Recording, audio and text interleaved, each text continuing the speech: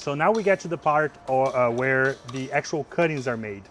We got our cuttings from our modern material. We brought it into the first step where we selected only the material that we needed.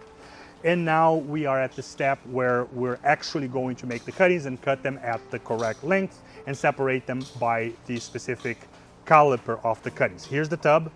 We cleaned it with sanitizer already on the first step, but we still have our sanitizer bottle that follow us in every single step of this process.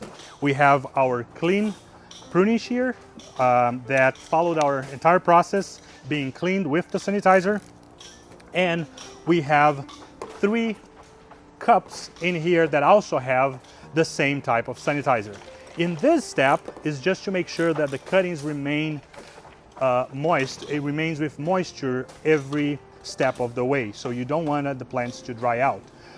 Not too bad during the winter because the plants are dormant, but very, very important during the softwood cutting process where the temperature is a lot higher and the humidity will be a lot lower in the air as well. So having this with some liquid sanitizer, it's always good to keep the plant moist. You can use water as well, but I think the sanitizer will give you an extra help to keep that cutting clean. So this is the material that we selected out there. Now we're going to be doing the actual cutting. The first thing we're going to do is we're going to remove the bottom part because this already dried out and it's no longer viable to grow roots out of here. So the first thing we're going to do, we're going to cut this bottom part over here.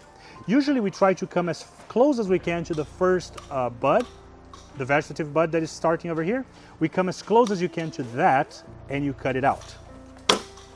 Okay, so this little piece now is just trash, you don't need it. But from here, we're going to use a measuring stick. This measuring stick is about 9-inch long, and you're gonna use it to do your 9-inch cutting now for the hardwood cutting. Softwood cutting might be different, but in the hardwood cutting, 9-inch is the ideal. This one, you can actually do several, that first step. So you can do the actual cuts with the measuring stick all together. Now you can combine all of this, make sure that the bottom part are all together. And now you can use your measuring stick and you can make several cuttings at the same time, just doing one cut. As always, be very careful when you are using pruning shears to make sure that your fingers are out of the way. So you cut, and now you have a group of 9-inch cuttings that you're going to split into different sizes. So if you cut sizes that are really thick like this, you're going to put in one of these buckets. Make sure that the bud is facing up.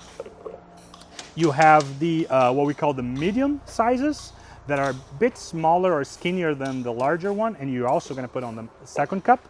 And then you have something that we call the tip cuttings or the skinny cuttings, which is the very top of those branches that we're talking about. Those go in a separate cup, and I'm going to explain that to you later when we start planting, why we separate them.